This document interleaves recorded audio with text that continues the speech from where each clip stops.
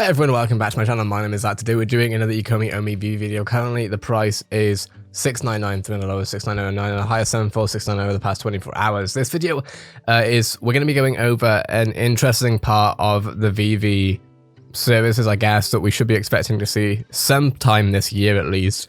We're looking, of course, at the VeVeVerse, the VeVe Metaverse. And it's not spoken about a lot still, and I know why that is, and it's because there's other important things that are at the forefront, new IPs that are being consistently brought to the table, amazing collectibles, but, you know, this is something that I always have been incredibly passionate about, even prior to making VeVe videos. So in this video, I want to go over the metaverse, and more so I actually want to react to a video with Raoul going over what is the actual metaverse and also the blockchain component to it. I think it's a really good video. So with that being said, let's have a look at what Raoul has to say. Raoul, what is the metaverse? We are in the metaverse now, my friend. 5 years ago, we couldn't do this. You guys are in LA, I'm in the Cayman Islands. We're not actually speaking to each other. We've got digital representation of our voices, a digital representation of our imagery. So this is the metaverse. Here we are meeting. So it's the digitization of everything. And the more of our lives that become digital and live in this digital world, the more that becomes the metaverse. It's not a single place, it's a state of being. And it's a never-ending pathway there. Now, when he's talking about our lives and how much, basically, you know, where we spend our time, right? Because where we spend our time is where our experiences are, etc. Have a look at your phone. They'll be on Apple iPhones. I'm not sure about Android, but I know on Apple iPhones you can see your screen time. You can see sort of how many hours you spent on certain applications, and it'll give you a rundown, basically, and you can add it up together, and you'll know how much time you spend on there. There's a lot of time spent on digital now. Pretty much most of people's times, oftentimes, is spent on digital, or at least half of it. So as we build out games, VR on phones, as Apple start launching their VR push, Facebook and whatever they're trying to do with, Apple and AR, Facebook and VR, all of the other permutations and combinations, just different kind of web experiences that are more 3D and personalized, that don't look like the 2D of Web 1 and Web 2. I think all of this is the metaverse. I think the metaverse is a place where you can live and work and socialize in a digital environment. And that's it's accelerating towards us. And what you're saying there, live and work in a digital environment, you know, socializing, etc. And, you know, already we have spoken on this channel about how that kind of already exists, right? We see this in gaming, right? And very much so in games, even like World of Warcraft, for example, or you could see it in Grand Theft Auto 5, or you could see it in, I don't know, other MMORPGs, for example, which is massive multiplayer online role-playing games. So it's already here in some ways, even as much as social media, right? That is where you, of course, hang out, you spend time with people, talking with people, etc. Facebook, Instagram, Messenger, WhatsApp, Discord, whatever you want. But as with all exponential curves, you never really see it until it happens. And then you're like, holy shit, did this all just happen? And that's what's happening. If you look back over the last 10 years, oh my God, the change is dramatic. Dramatic. Just think of the iPhone alone. So, even if you think about Teslas and self-driving cars and all of that, that's all kind of part of the whole metaverse concept where your digital life is everything. It's much bigger than people realize. People try and focus on Ready Player One and think of it as that, but it's not. Everything is being digitized and it's happening at an accelerating pace. And I think part of the problem with also using Ready Player One as an example is that Ready Player One is, my personal opinion on Ready Player One is that it is a very, it's a symbolic reference to what the metaverse can be like. But I don't believe that, at least in the next 50 years, and I could be wrong about that, I don't see us plugging our literal brains into a computer and, you know, becoming the computer and living through the computer. And even if that's an option, I'm not sure I'll be about that. On the other end, when it comes to what Ready Player One shows us, which is, you know, being able to live as someone else and being able to socialize as someone else and being able to identify as, you know, as a different entity to our biological entities, you know, that is very much illustrated in Ready Player One through graphics that doesn't necessarily, I don't think, correlate with the real world. And in a way, that's great, right? It means that we have some level, we have something to reference that doesn't, but it shouldn't be, in my opinion, referenced literally. That is the metaverse. Do you think a public open metaverse, like what many people think of like the Ethereum type metaverse, could win over a private centralized metaverse, which we assume Facebook's meta will be? So are there public and decentralized ledgers? Yes. Are there public and decentralized organizations? Yes. So they're just all part of the same thing. You just you're free to choose where you want to go. In the digital world, as long as we've got interoperability, we can just pick up our shit and move elsewhere. So again, it's like we talked about with Bitcoin, you go to the communities that you feel more comfortable in, and that's okay. And you're not forced in it. Right now, we're forced into communities within Facebook and Google and these kind of platforms. But the new world allows us the freedom of movement. It's the same happening with money. Now, the thing to keep in mind here, especially when we're looking at centralization versus decentralization, the tech itself, the underlying tech, oftentimes, especially in the blockchain space, is going to be decentralized. But when it comes down to communities, we will by nature become more centralized, right? And there will be a level of governance, you know, and there's videos on YouTube, for example, of how to avoid certain scams, right? Now that's a centralized tool, which is YouTube is a centralized technology, obviously, but it's teaching and sort of governing some, you know, there's audiences that will watch rug pull videos, and part of that is for entertainment, but part of that will be for education for altcoin enthusiasts who want to look at what's going on around the space. There is a level of regulatory governance, social governance, albeit it's definitely not a lawful governance. A YouTube video isn't enforcing the law, but it is, on the other hand, a centralized approach to, you know, showing people what not to invest in potentially if you know, a project seems like a rug pull. We've basically now got the freedom of opting out of the US dollar and using Bitcoin, or opting out of US treasuries. You know, so it's the opting out ability that I think is really powerful. It also helps police the private sector entities, because if you've got freedom of movement, then they're more incentivized to not be monopolistic, or at least evil in their intention of their monopoly. They may end up as a monopoly, and that's fine. But at least they need to treat people better, because people can leave, particularly when you own your own digital identity. You know, right now, Google basically owns your identity and uses it how they see fit. But in time, that will change, and that will open up a whole different set of opportunities. Talk to me about the blockchain component of the metaverse, because your definition of the metaverse, we're in it now, the digital age. Is blockchain, the benefit of that, just verifiable ownership in that digital world? Well, if you think of everything as digital, what blockchain does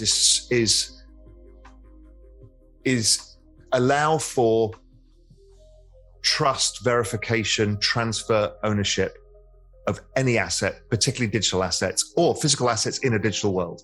It's basically the layer that connects all of this. Because without it, we're just in a set of games or a Zoom experience, right? But once everything becomes integrated and on a blockchain, everything becomes verifiable. Who we are, where we spend, what we do, the things that we own, all of this stuff. So I think it doesn't happen without blockchain. Without it, it's just a video. Do you own just one or two metaverse protocols? I've owned Decentraland and Sandbox, and I've got a property in Crypto Voxels, which is the Real Vision headquarters we built. So some exposure there. And I don't think that those are going to be the answer either. I even don't think anybody's thinking through digital real estate, because everyone's assuming that because Snoop Dogg's got a place in Sandbox, if you get it next door, it's worth a fortune. But everybody knows that you just get given a coordinate in the metaverse and you just go straight there. You don't walk around outside. That's nonsense. Now, in 30 years' time, might you walk around?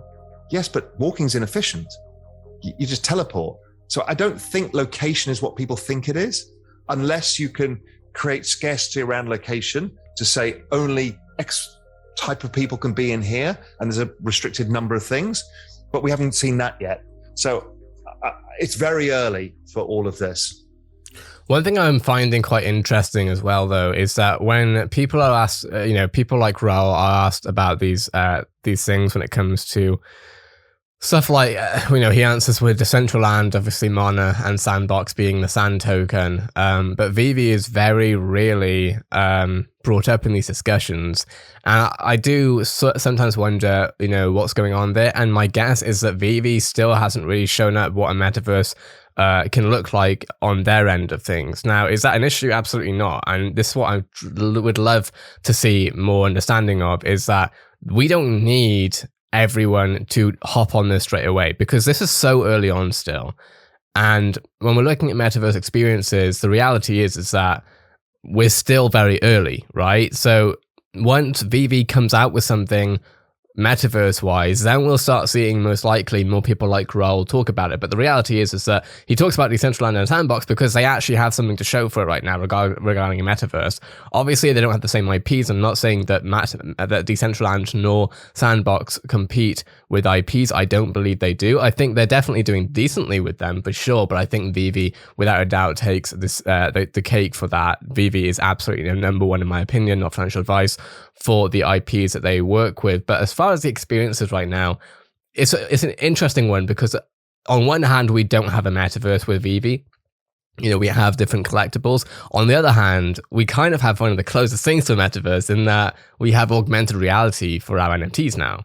So you can, in fact, put these collectibles in a real world environment, which is kind of where we're looking at regarding metaverse or concepts as well. So it is interesting that we don't see it, but I think as the VeVeverse is built out, and we need to see what that looks like, right? Then, it'll be interesting to see which thought leaders will catch on board. I love looking back at old videos from 10, 15 years ago, maybe Gary Vee talking about, how the internet will affect our daily lives 10 years from now. So understanding that nobody can see, knows what's going to happen 2 years from now, let alone 10. But how do you see the metaverse being a part of our daily lives by 2030?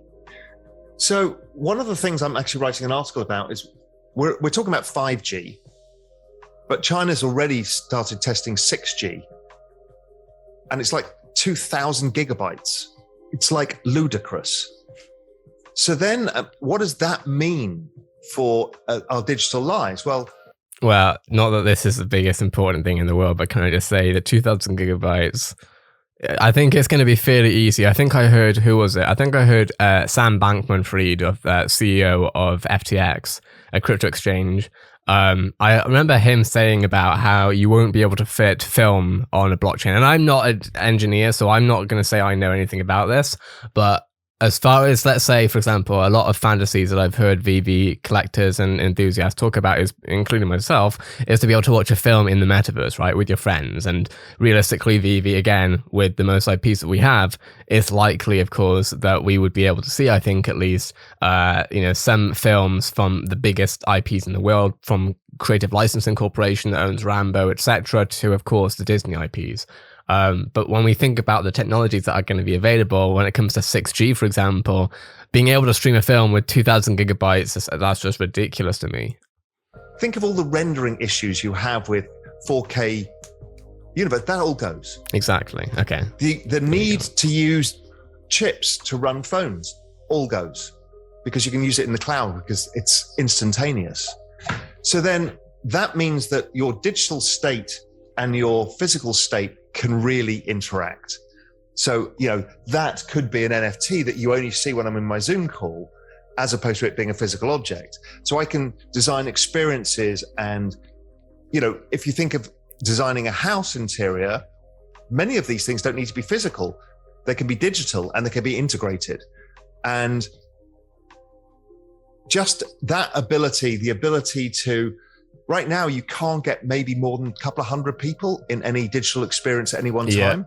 So even in Fortnite and stuff, if you have a concert, even though 22 million people turn up, there's actually about 200 physical avatars that you can... And less than that, more like 50 to 100. It's because you have several thousand instances of the same thing happening, so that essentially the servers can actually keep up with it. And interact with.